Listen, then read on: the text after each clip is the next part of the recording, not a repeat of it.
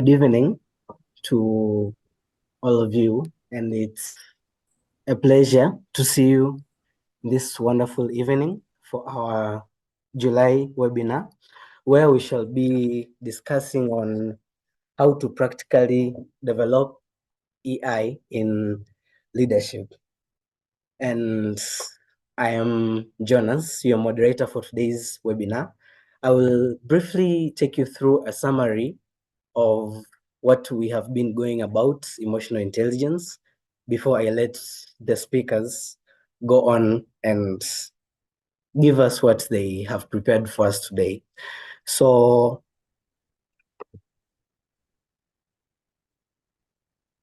we are going to briefly discuss about the definition of AI, importance, component, steps to improve AI, and our speakers of today. So AI is the ability to identify and manage your emotions and express them in ways that are respectful and helpful to those around you. Forgive me if I'm going a bit fast. We are trying to keep time. So some of the brief importances of AI, which is also EQ. Emotional intelligence is also the same as emotional quotient. So one of them is it allows one to develop and maintain important and productive relationships. And second, it helps to navigate complex social situations, which I believe all of us, teens, youth, adults, we have gone through certain stages that are complex social situations. And the third and last one is that it helps one to manage their own emotions, which is something that we really need with the lives that we live, challenges here and there. We really need it. So on to the components of EQ. One is self-awareness, managing emotional responses, which is self-regulation, empathy, ability to maintain healthy relationships. So we have covered all of these components of EQ, which are also the tools to improve our EQ in several of our past webinars, our 3 past webinars. So you can check it out at Bujari High Impact Leadership Institute in YouTube. The link will be shared shortly after this presentation. You can check it out after this webinar and keep up with what has been going on. And so we go to the 9 important steps to improve emotional intelligence. For those who are in our group where we share different ideas with leaders, they have seen this poster before. It has been shared before. And if you are not in that group, I can assure you you're missing a lot, and make effort to join us. And the link for the group will also be shared shortly. So one is to be self-aware, then recognize how others feel, practice active listening, communicate clearly, stay positive, practice empathy, be open-minded, listen to feedbacks, stay calm under pressure. These 9 important steps to improve emotional intelligence were a summary given to us by one of our speakers in our last webinar, where we closed on the tools to improve emotional intelligence or emotional quotient. So again, I would urge, if you have not had the time to be with us in our past webinars, you are warmly welcome to go and check out those videos. I can assure you that it's going to be worth your time, worth your data, worth your bundle, worth everything. And before I continue, let me also stress that if you can have a notebook nearby, it would be good, because these things that are being talked about are things from experience, people who have experience. So it's good to take notes for future reference. They may help you in one way or another. So straight to our speakers for the day, we have Professor Deodacius Kakonko and Dr. Peter Bujari. And there is me, your moderator. So Dr. Peter Bujari is our host. Let's start with the visitor. So Professor Deodatus Kakoko is an associate professor in the Department of Behavioral Sciences, which is under the School of Public Health and Social Sciences at Muhimbili University of Health and Allied Sciences in Tanzania. So Muhimbili students, this might be your connection to get insights on how to make it in the medicine industry. And he previously worked for different education institutions as a tutor in education and psychology after his diploma in education.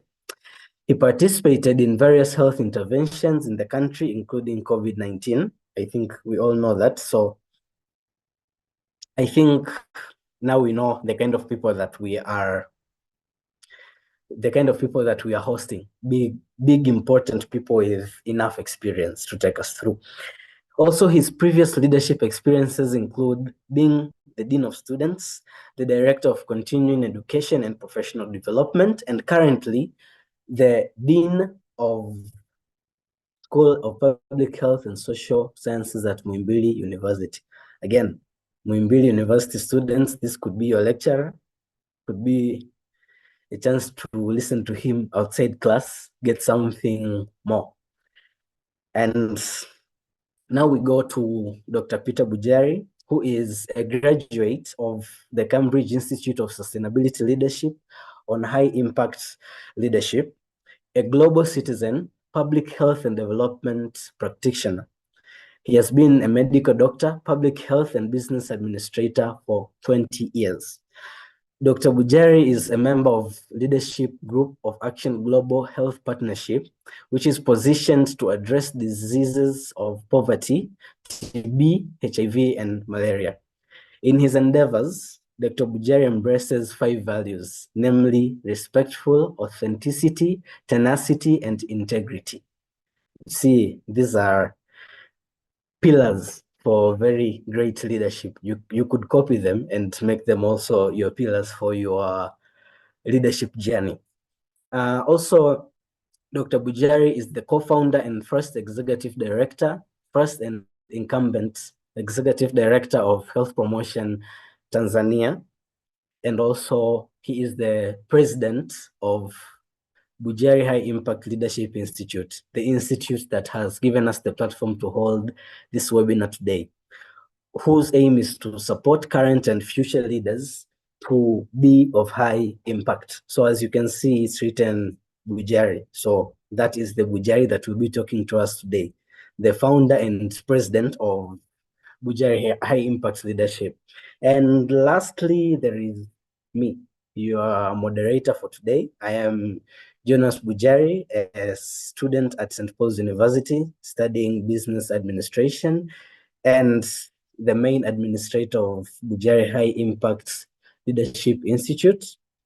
I do not have a lot of experience, but I am here to listen the same way you are here to listen. So I hope we will be together in this journey.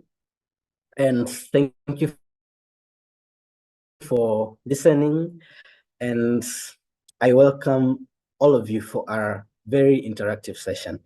I can point it out that if you have any bugging question already, we have our chat box there. You can just go straight and put your question. It will be attended to as we kick off with our webinar today. So talking about how to practically develop AI in leadership, we have a lot of things to talk about, but today we'll talk about 4. And the first is self-awareness. So without further ado, I would like to welcome Dr. Peter Bujari, our president of Bujari High Impact Leadership Institute, to take us through. Welcome, sir. Thank you so much, Jonas, the moderator of the session. And thank you so much, my brother, Professor Kakoko, for making time to join this very interesting session. The Institute offers you tools and insights to develop high impact leadership skills. Allow me to speak when my camera is off because I'm speaking from the car. Let me also take this opportunity to thank every person who has made time to join this very interesting session. I should quickly say that I wish I had these sessions 10, 20 years ago on the emotional intelligence. I'll probably have done wonderful than I have done today. I had a chat with Professor Kakoko earlier on. I think yesterday we were discussing about how we grew up and how we participated in different leadership positions. And say we even went to schools of leadership, but we're still not taught about emotional intelligence. So count yourself as a lucky one as you participate in these sessions. Just take it by interest because you will see the value of it as you continue. So yeah, thank you so much, and allow me to speak off the camera so that I'm able to navigate as I sit in this environment. Right. So my first area of discussion is going to be about self-awareness as a practical tool on how to develop your emotional intelligence. So the moderator defines what emotional intelligence is, and without diluting that, I should say that as an individual or as a leader, you know that there is you, but there are also people around you. So the emotional intelligence is the ability that you have as you to identify your own emotion, identify the emotion of the people around you, and then manage both. So manage your own emotions, but also manage the emotions of those that are around you. So that is the simplest way I could put it. And I know Professor Kakoko has a lot to say on that, but very quickly to say it's about you and the people around you. Many times we do not care about those who are around us, but yet as a leader, it's very important that you care about those who are around you. So very quickly also to say how can emotional intelligence benefit you, I think the moderator has mentioned, but I should just say that it will help you to navigate through the complex social issues. As you realize, recruiters, when they're recruiting staff and teams, they want two things. One, they want the hard skills. The hard skills is your degree in sociology. The hard skills is your degree in medicine. The hard skills is your degree in engineering. But apart from the hard skills, they want other form of skills that they call social and people skills. Now, social and people skills are the emotional intelligence that we are discussing today. So let me move now to begin talking about how do you practically improve your emotional intelligence. The mother of emotional intelligence basically is the self-awareness. In self-awareness here, we are referring to you being aware of yourself, but also being aware of the environment around you. And then you manage your own emotions and then manage the emotions of those who are around you. Now, being self-aware, it allows you to be conscious of your own strength. Please remember that every human being has some form of strength, okay? So it allows you to be conscious of your own strength, but also allows you to be able to identify the areas of improvement.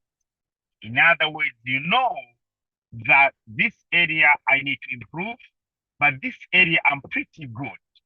So it allows you to do that. Now, basically, how do you react to different situations? There are many situations that comes around during the day, during the week, during the month. How do you react to different situations? What triggers your habitual response? What are the things or situations that triggers your habitual response? But how do you relate to other people as well? There are some people who has a very hard relationship relating with the others, and others are very easy to relate with some people as well. So how do you relate with others also? But why do you feel the way you feel in a different situation? Sometimes you feel very tense in different situations. So why do you feel that way? And what are your attitudes towards various topics or various situations? So the moment you begin being aware of your attitude towards different situations, you are becoming more aware of yourself, and therefore you are able to manage your own emotions. So self-aware allows you to take a deep assessment. It allows you to take a deeper assessment, you know, of your own circumstances, of your own behavior. Okay. It also means that you can relate to yourself and also relate to others. When I say relate to yourself, I mean being able to interrogate your own behavior, being able to interrogate your own conduct, being able to interrogate the way you think and the way you present yourself. I mean that, I mean having relationship with you. So that's very important. That's very important. There are a number of advantages for you to include you to improve your emotional intelligence. I think the moderator summarized some of those, and I wish not to spend a lot of time there. But let me say the key moment or key situation when you talk about self-awareness is the self-regulation. Self-regulation. I think the moderator mentioned that. So basically, you're talking about the behavior of self-regulation in terms of how do you respond to different situations. So you are aware of your own emotion. Number one, that's very important. Number two, you're also aware of the emotion of the people who are around you. That's also very important. So you do not only act in isolation, but you know that my action has implications to those that are around you. Now, in terms of how you begin improving your self-awareness, the first step is, taking time by yourself and being able to interrogate your behavior, being able to interrogate your conduct, being able to interrogate your own attitude. And as you proceed, then some of the recommended ways are to look for a person who may give you constructive feedback. I mean, look into the way you do business and then give you some feedback. This is what I think you are doing very well, but this is the area that I think you need to make some improvement. So when you find a person who is willing to work with you, and this person is willing to offer you thoughtful, constructive feedback, then that would be the first stage of beginning your journey of understanding yourself.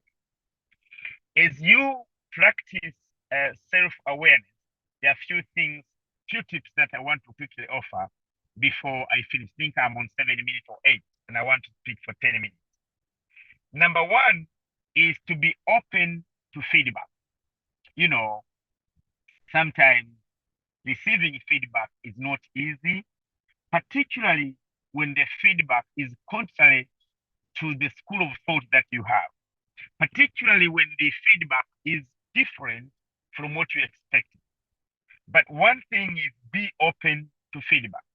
And under that, I do emphasize and encourage being able to listen and accepting constructive criticism. At one time, in my course of learning how to present as a public speaker, I made a presentation, I think about 20 years ago, in one of the government institutions, and they gave very negative comments on the presentation that I had made. And I was a young graduate, still learning how to navigate and how to present myself. It was a very embarrassing situation that I felt I will never make another presentation again. Guess what? On that evening, I didn't have the appetite even to eat, just because of the criticism that I had received. But I learned slowly that people don't necessarily have to think the way I think. They can think differently, and they are still right in the way they think. And therefore, when I want to know what others think, I have to accept the criticism that they offer. Okay. So one way is beginning to be open for constructive criticism. And then secondly is being able to examine your own obstacles. You know, there are a number of practices that are dangerous, or, one of them is when you take no responsibility of your own action, but rather pushing the blame to somebody else. All right. So examining your own obstacle helps you to thoroughly assess yourself on whether there's something that you did wrong and you need to learn from that and do better next time. Please understand that there's no human being that is error-free. So if you do make an error today, just learn from that, and be determined to do better tomorrow. All right. So being able to examine your own obstacle is an important step of building your self-awareness. Number 3, practice mindfulness. Practice mindfulness. Being able to be aware of your own surroundings, but also pay attention to what is happening around you, and also assess your capabilities. When I say assess your capabilities, I am referring to 2 very important areas. Number 1, the area you can excel. Number 2, the area you can grow. Please take note of that. Write down if you're taking notes. Number 1, the area that you can excel. This is the area you're already doing well. All right. Number 2, the area you can grow. The area you can grow is the area where you're not doing well, but you want to do well. All right. So I would like to end there on that part, and probably allow my colleagues and the moderator to move on for some other points. I think I've spent 9 or 10 minutes. That should be enough. Thank you. Thank you, sir, for that very interesting and insightful comment. So before we close on this with some questions from our participants, maybe Prof, if you have anything to add on self-awareness, you can take 2 minutes, 1 minute. You're welcome.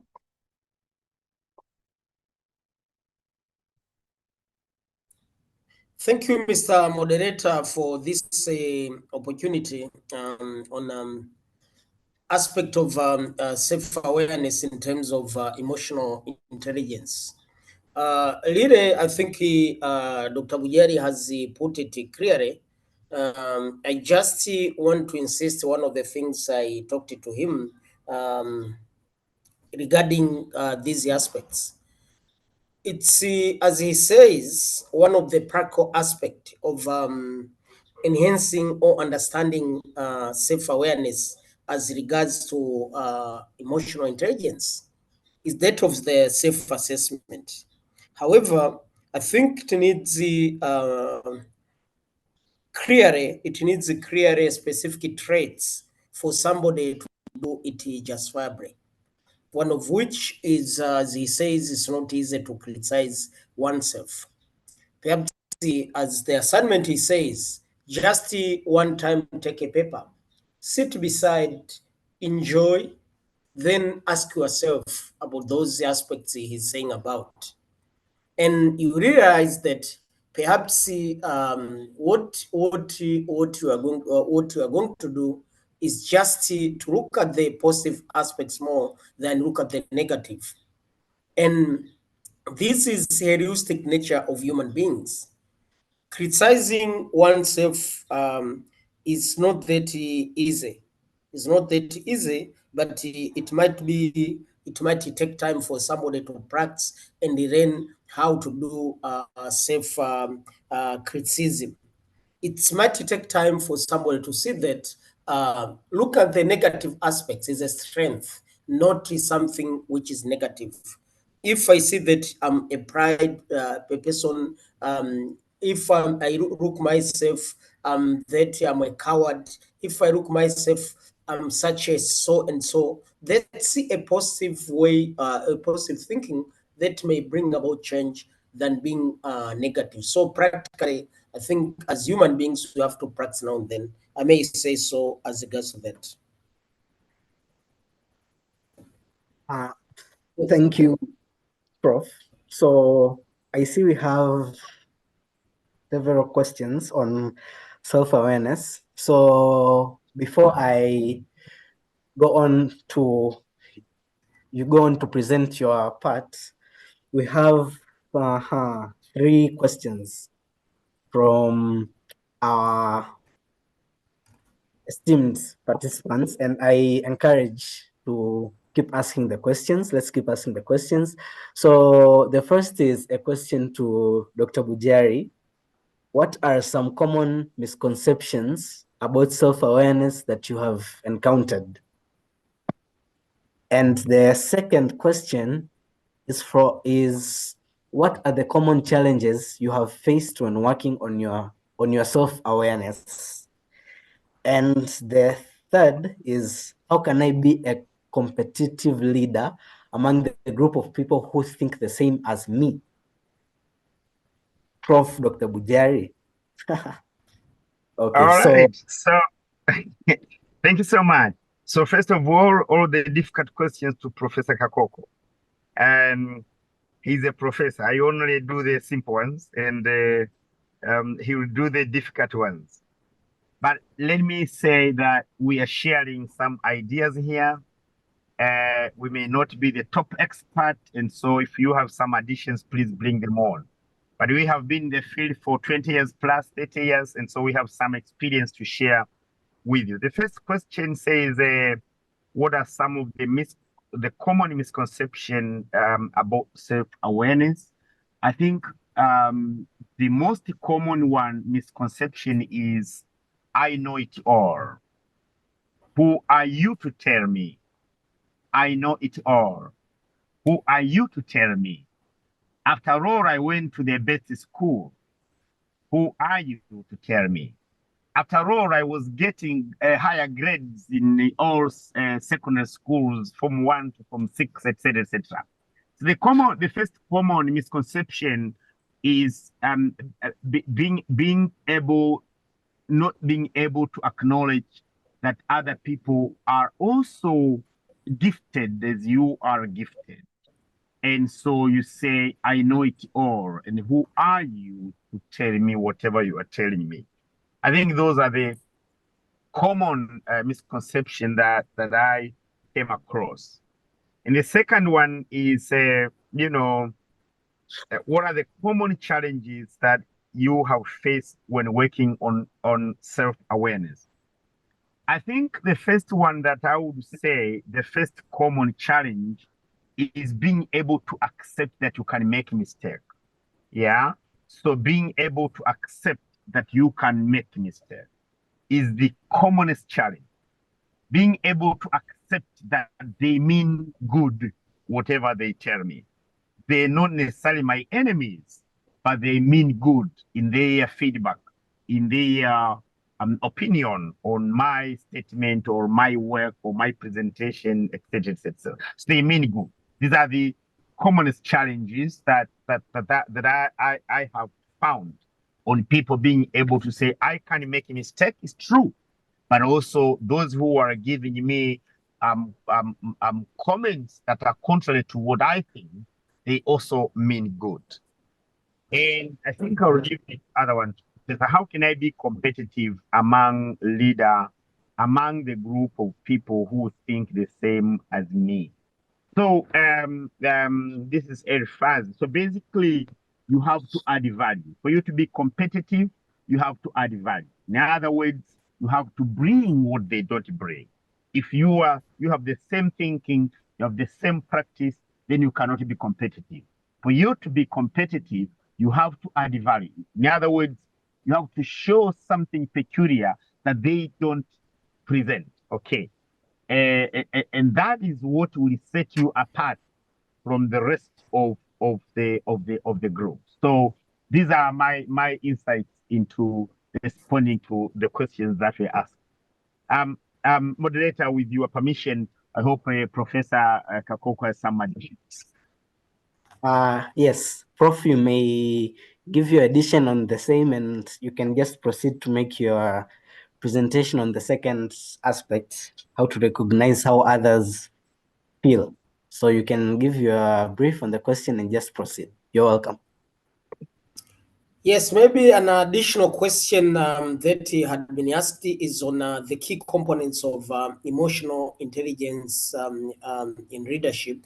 And I think as you presented the preamble of our presentations, you said clearly the key components. Of course, you refer them to important steps, but for example, looking at oneself, is key to emotional intelligence, but the second one is looking to others, as I'm going to shortly present. But these other traits, for example, things like the positive psychology, thinking positively the things rather than thinking things negatively. Human beings tend to look at the things negatively than look at the positive thing. That's why my experience in the life, I've worked throughout the life, but you realize most of the people do criticize you for what you have done negatively than looking at the positive things that you have done.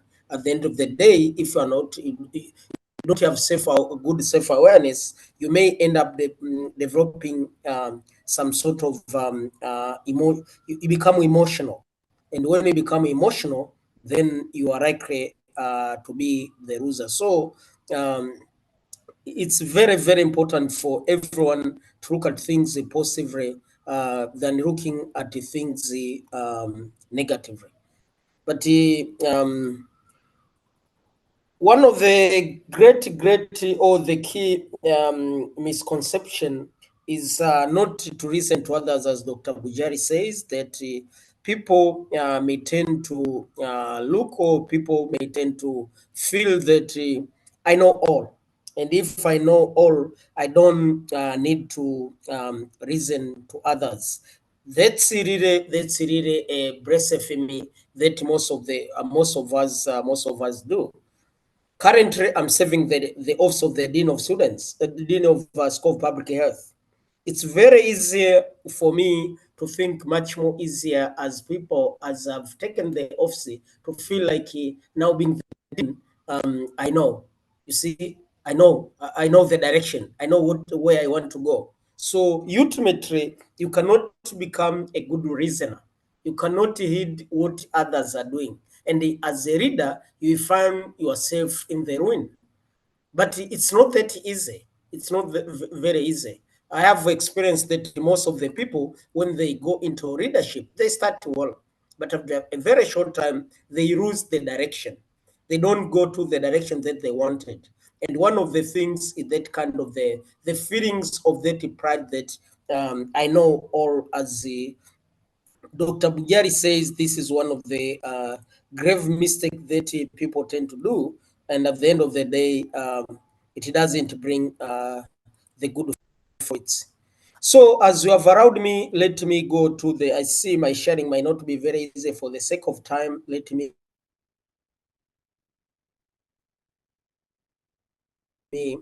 go just highlighting key issues.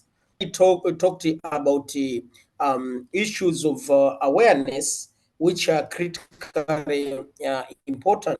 And when you say awareness, it means somebody to himself, let's see, recognizing how others feel. This is critically important if you want to make just in the life as a reader. You need to make sure that you also take care on how others feel, not only your feelings. Both are critically important as a reader. And to do that, it's important to understand, learn about learning of the feelings of others. And as a reader, it's important to be observant. What kind of the feelings do these people have? And one of the simple things perhaps I could have asked you is naming different feelings. And normally we have two kinds of feelings. Let's see, present feelings and the unpresent feelings, or present emotions and unpresent emotions. So we have a lot of kinds of present emotions and also unpresent emotions as well as present emotions. But the most important thing for a reader is to make sure that don't oversimplify, don't take for granted. You need to understand and be able to distinguish them, and as well as anticipating them. When is it likely to happen? So people, for example, in terms of present emotions, people might have worries or fear. People might have worries or fear for some good reasons. People may be anxious or nervous for some good reasons. For example, if they are waiting for somebody, students say, for example, waiting for the exam, people waiting somebody, perhaps for the promotion or for something, maybe waiting from a reader something, then they may be anxious, waiting what is it going to happen. That may even affect their performance, what they are doing. And you need to understand from their perspective that it's right from their perspective, but on your part, you might not take it as a serious thing, or when they're annoyed or upset. I served the office of the dean of students, as the moderator said, for some years, and one of the things I could see was how students get sometimes annoyed, upset when you inform of them something that they expected, but it may not be there. For example, because of the financial constraints, something is not going to be there. But you could see them get annoyed, get them upset, and get very emotional to the extent that they become uncontrollable. And you need to understand such a context and take on board that in such context, they cannot reason, they cannot hear.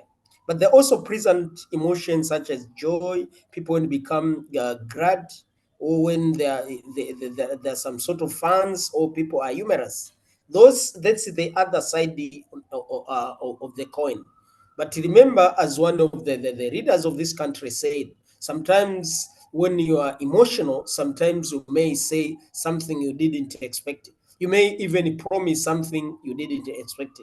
For emotional intelligence, we need to think critically when we are in that, we are having such a feelings. Otherwise, you may promise somebody that I'm going to build a house for you, I'm going to buy a car, when you don't even have a car, when you don't have even such a house, because you are emotionally aroused. So, but also how to go about in terms of the practice is to look both at our verbal expressions as well as non-verbal expressions. We have all been readers. How we talk, how we communicate matters a lot. For example, the voice, tone, and pitch of others is critically important, indicating that these people are satisfied. Sometimes we get meaning out of such emotional context. As readers, we may now take an action depending on the feelings of the people. The choice of words, what we call the diction. What kind of the language do people use? What words do people use? Are these people shouting? Are these people, for example, my experience with the students' crisis, that they become emotional, they use the provocative language. And when they use the provocative language, you may lose temper. And at the end of the day, you may become loser. So if you don't keep calm, at the end of the day, you escalate the conflict. So your emotional intelligence might mean a lot. Also, issues like the pace, what the pace that people use when they communicate. If these people slow, do they speak in a manner that is convincing? But also non-verbal expressions are critically important to assess, to practice and assess. Look at their facial expressions to understand the emotional situation. Look at their expressions, facial, body posture, movements, eye contact, the gestures. All these, they're the things that you can look from non-verbal to understand about emotions and of others. But in terms of understanding, you may wish to see how often such emotions happen, whether they happen frequently or they once. When do they happen?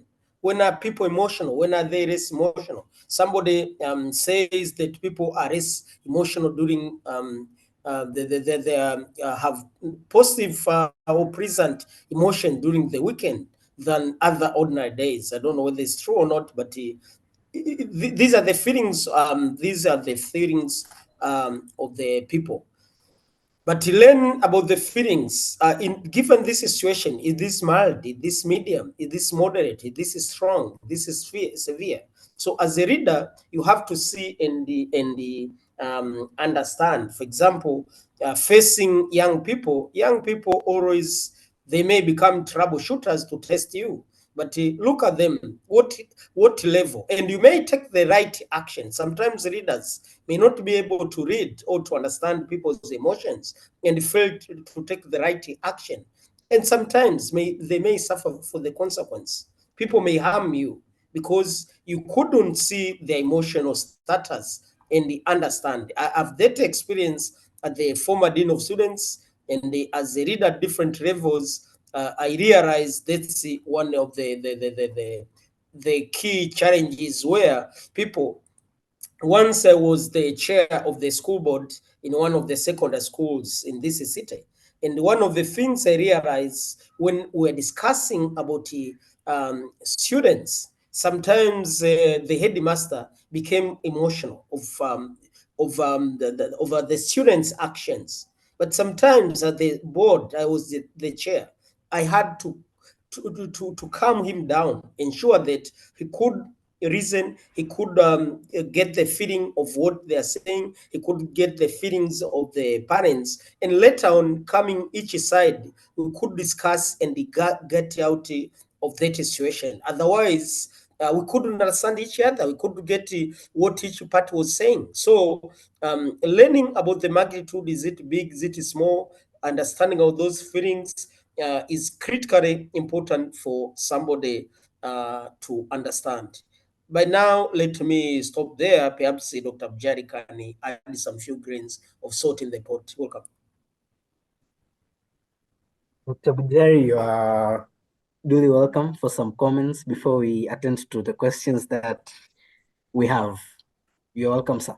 All right. Thank you, moderator. So, Prof, I think puts all the points just right, that it is very important to understand what others feel. Your ability to balance what you feel and what others feel is what sets you apart from the other common leaders. And I should quickly also say that under Bujari High Impact Leadership Institute, our definition of a leader is that the leader begins with you. You are a leader at individual level. I want to make that very clear. You are a leader at individual level. For you to be a leader, you do not have to be leading 3 people or 5 people or 10 people or 20 people. When we classify leadership levels, we say micro level of leadership, which is me and you. So wherever you are, whatever you are doing, you are a leader. And therefore, balancing what the feelings that you have and the feelings that others have towards your action and behavior is very important. So please do understand that you are a leader at individual level. When thinking about that, you could be a leader at the second level we call meso level, which is a leadership of a group of people, 2, 20, etc. And then the macro level of leadership, like Prof is a dean of a school of public health. So that's a bigger group. But please understand that you are a leader at individual level. And so because you are a leader at that individual level, you are responsible on your own emotion. You are also responsible on your own action. That is very important. Now, he has presented, I think, very well, and I may not wish to dilute what he said, that recognition of what others fear is particularly important because they are people in your environment. You need them today, you need them tomorrow. Being students, being co-workers, being your boss, being your manager, you need them today, you also need them tomorrow. And so it's very important to appreciate what do they feel about my action. If I do this, what is the feeling that they have towards my emotion or my action or my feelings, or my behavior, something like that. So that's very important, which means that everything that I do, I must be conversant that it has some effect, either positive or negative, to those who are around me. So that's only few additions that I may make after Prof has finished. Thank you. Thank you, sir. We are supposed to be presenting like 4 aspects, but today our audience is lively, so I don't think we'll get the chance to reach there.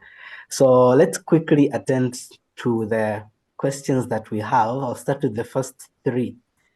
So one asks, how can our social, cultural, and economic differences affect our ability to understand others' feelings?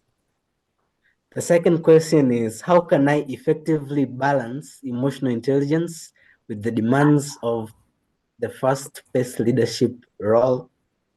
And the third is, in what ways can leaders use emotion regulation techniques to remain calm and composed during times of stress or conflict?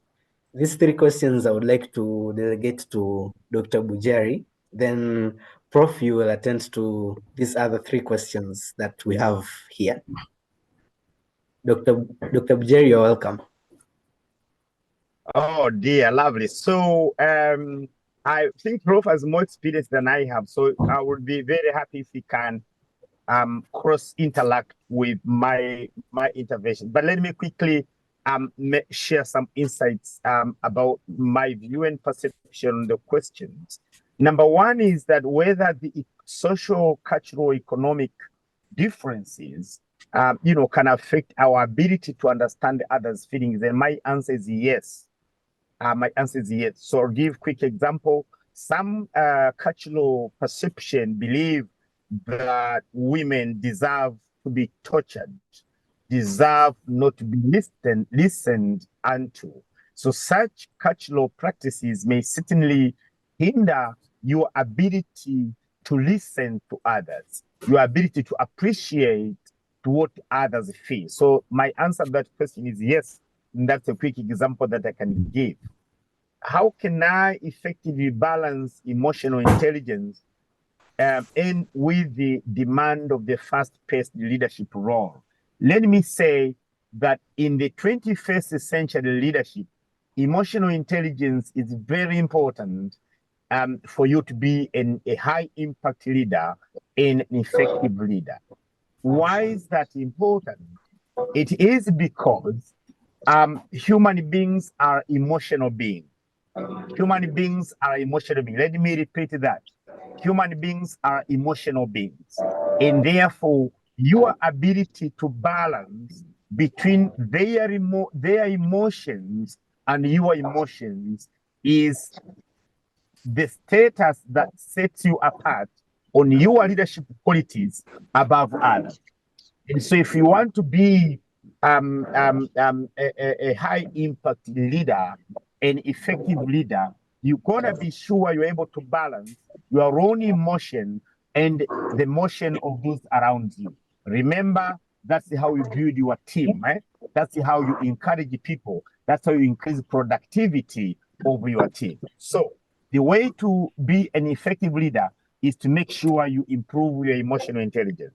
And then in which ways can a leader use emotional regulation technique, remain calm and composed during the time of stress? I love this question, and I think this is a practical question.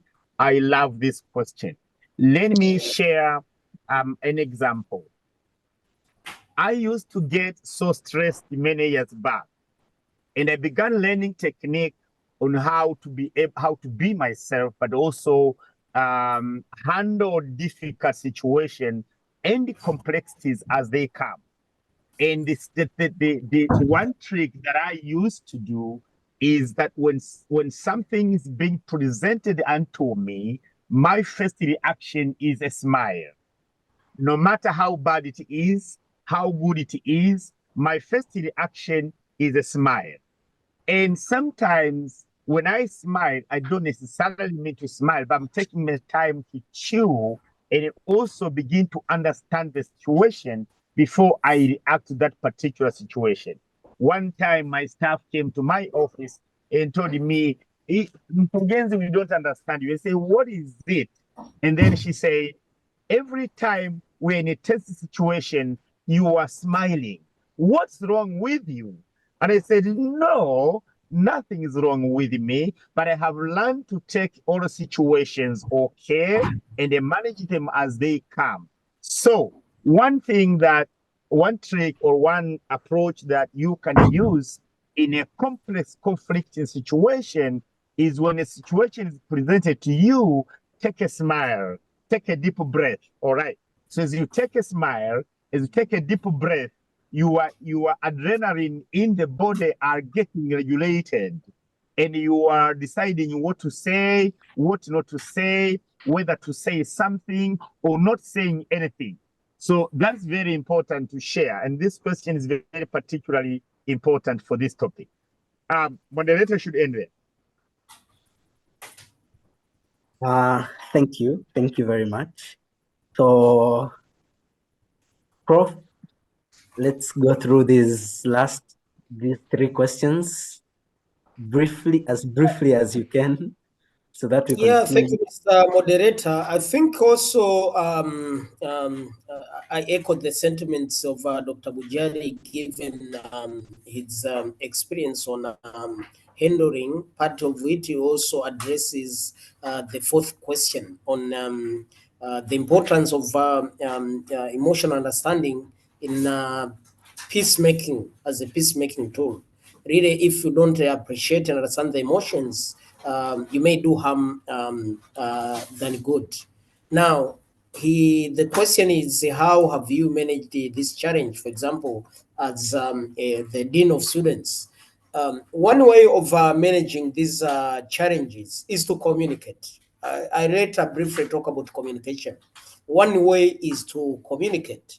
If you communicate, become clear, and make sure that you are understood. That's one way of managing such challenges. Sometimes people become emotional because they don't know what are the issues. So try to interact as much as you can, and try to use persuasive communication. Try to use the language that these people can understand. So try to be informative.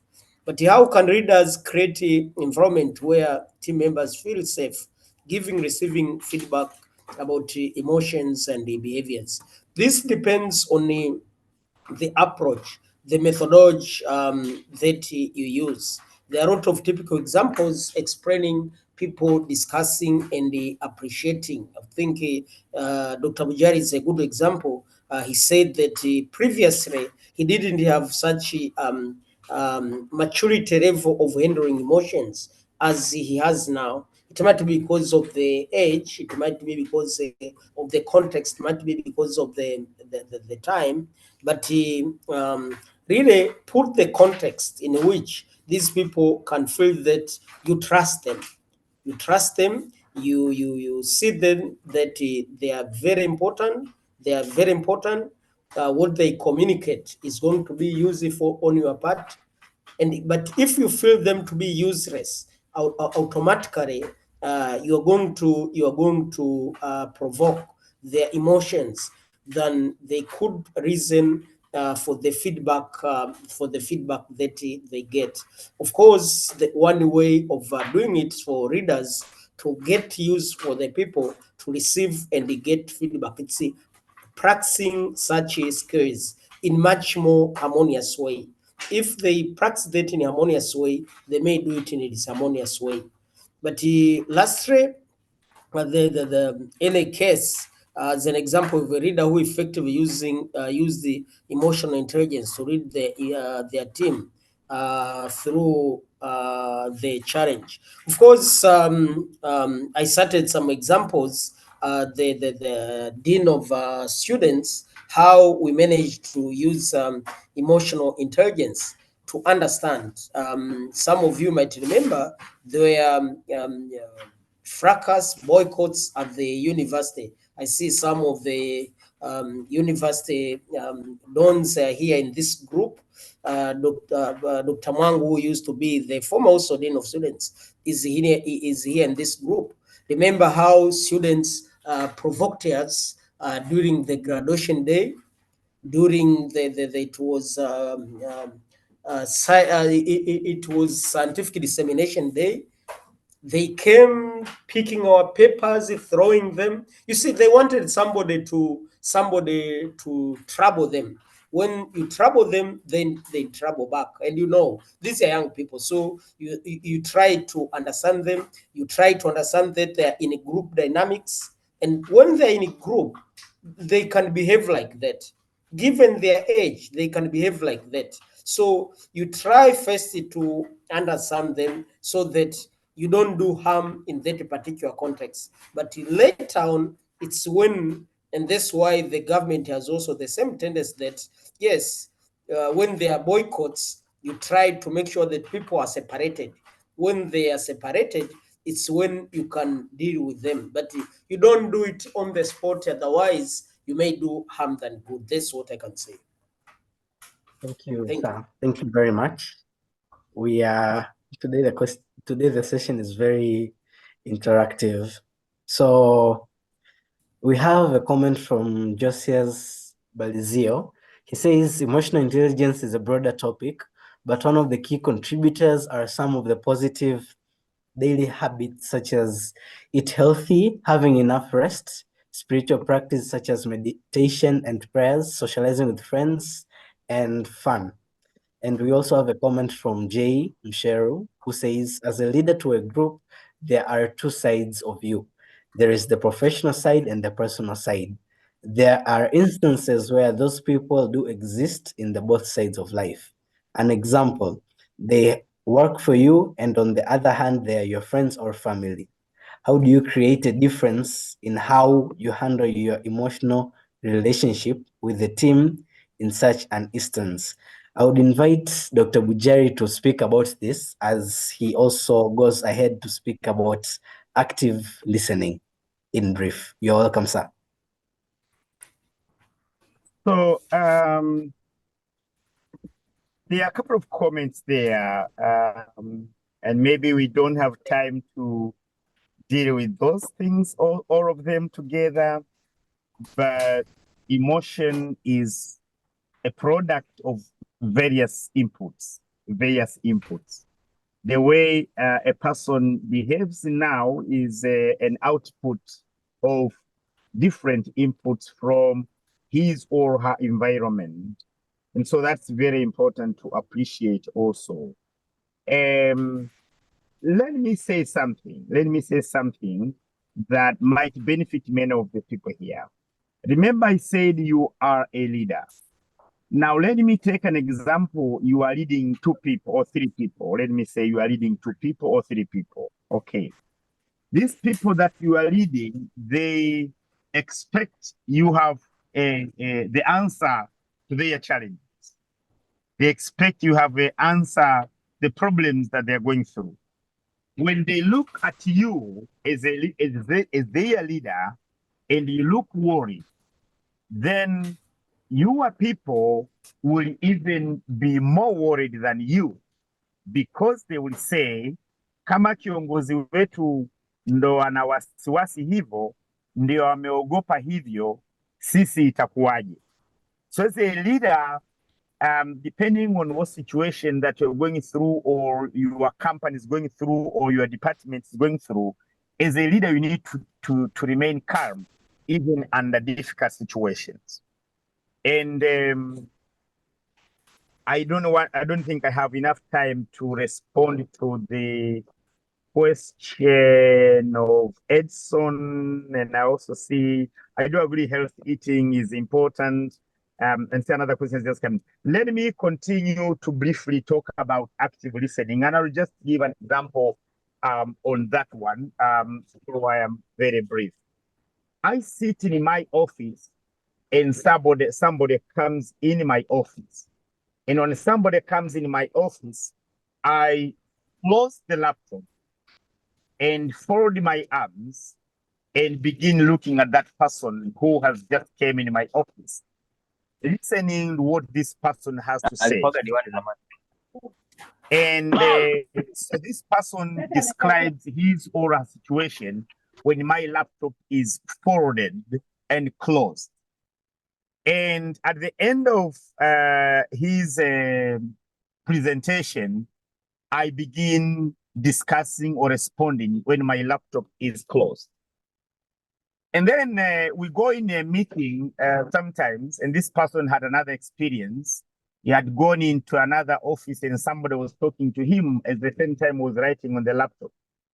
And so this person gives an example of how he felt when he came in the office and I closed my laptop, and how he felt when he went to another office and somebody was talking to him when also typing at the same time.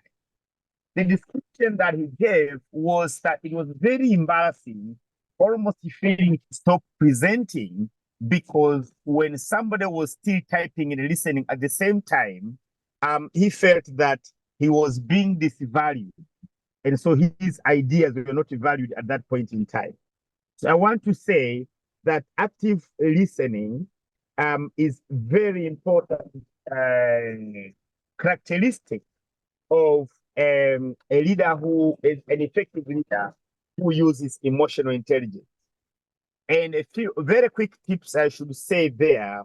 One is, as you practice active listening, do ask questions. As you practice active listening, please nod to show that you understand.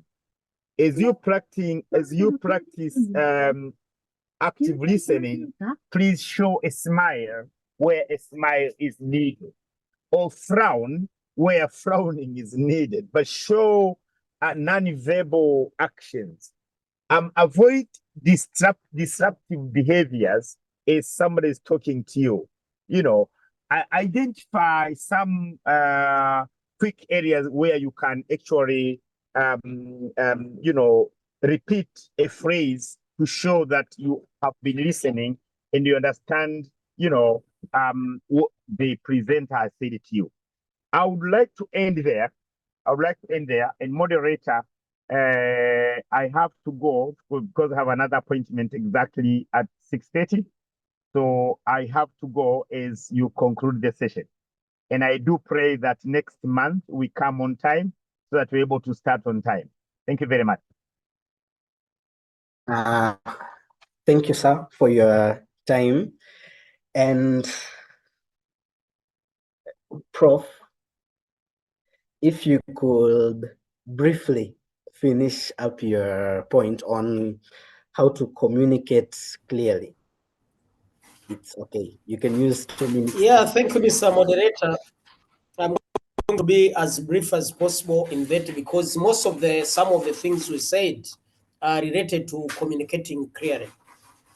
Because most of the aspects of communication are meant that the communicator should be clear, which is a powerful and persuasive communication. This is especially in persuasive communication. And when we say clear communication, this involves conveying information in a straightforward and in a manner that is not ambiguous, so that the people you can be clear. And it's very important for a reader to make sure that the communication is clear. I might cite, for example, making sure that the people you read should know about your expectations, the goals. This is necessary so that you are on the same page. And university, for example, in the university context, university dons normally they supervise students. And I've seen, for example, during my stay at the university, sometimes there's some sort of misunderstanding between the supervisor and the student. And one of the very clear reason I normally see attribute for those whom, most of you who did masters, is the challenge of not communicating about the expectations, knowing that what the supervisor expects, what the student expects. And remember, it's not a one-way process. Should be the expectations of the supervisor as well as the student. Setting the goals, clear goals together. That's a mutual communication. Being clear so that later on, when there are some sort of misunderstandings, then you know each other. How do you say, how do you communicate? I may cite an example from myself. When I once supervised one of the students, he was doing his master's in public health. And when not public health, it was behavioral sciences. And when she did her presentation, presenting the proposal, after that presentation, 2 days later, she went to the head of the department and said that I don't want Kakoko to be my supervisor. And she cited the reason that he seems to be harsh for me. Can you see what he wrote on my paper?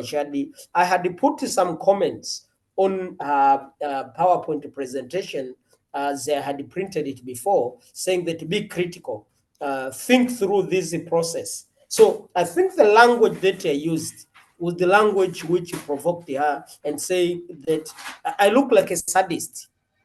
And perhaps I looked like a sadist on her part. And of course, the head of the department was very worried that now how are we going to balance that? Because he thought that I was going to be annoyed. But later on, after the discussion, when the head of the department talked to me, I said clearly that this is the right of the students. And look at the regulation, they're very clear. And I started going through the process and realized that perhaps I wasn't clear in my communication. I had used such kind of the language, perhaps that I couldn't have used. I could have done it in a different ways, and the student could have understood. So that's a typical example of clarity where we don't communicate goals, we don't communicate expectations, and the wishes. So think of that, communicate in a persuasive manner, the right gesture. For example, instead of saying submit by Friday, one can say please submit by Friday. So you become like Uingereza, who they don't have stupid.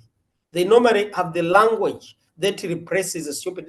They don't say you are stupid. No, they say this, you have not been wise here.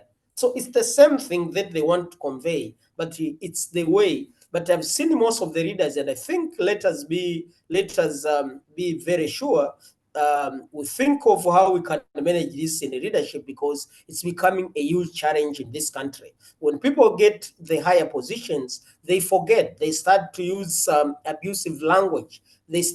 But people cannot understand. This cannot be clear to the people. When I become the Dean School of Public Health, perhaps I may start feeling like now I may say anything to any person, forgetting that, yeah, you are still the same person. You don't have any right to abuse anybody. And lastly, of course, is staying calm and under pressure. Of course, I said it, and I set an example at the former dean of students. Staying calm is difficult because sometimes you are provoked, but it's an important skill, especially when you see the other part is at the higher temper.